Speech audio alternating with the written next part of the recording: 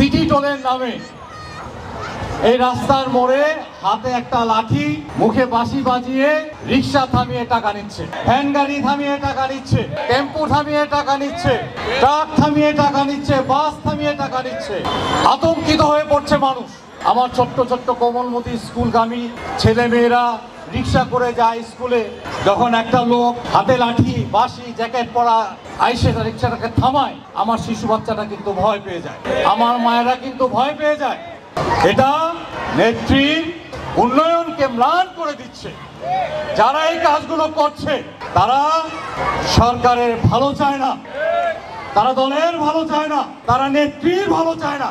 ভালো যদি চাইতো এই ধরনের কাজ থেকে বিরত থাকতো, তারা মানুষের সেবায় কাজ করত।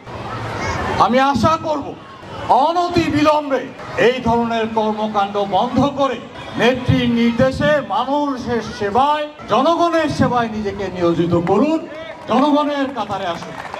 অল্প কিছু পদক্ষেপ আমাদের উন্নয়ন প্রশ্নবিদ্ধ করে দিচ্ছে, অল্প কিছু পদক্ষেপ শেখ হাসিনার উন্নয়নকে ম্লান করে দিচ্ছে।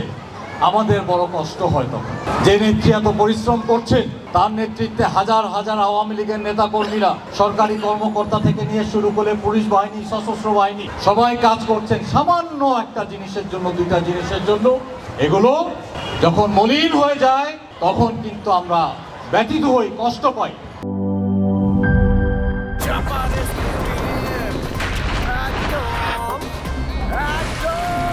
ভাই তোমার মামা আজব খাও, চাপার জোর বাড়াও।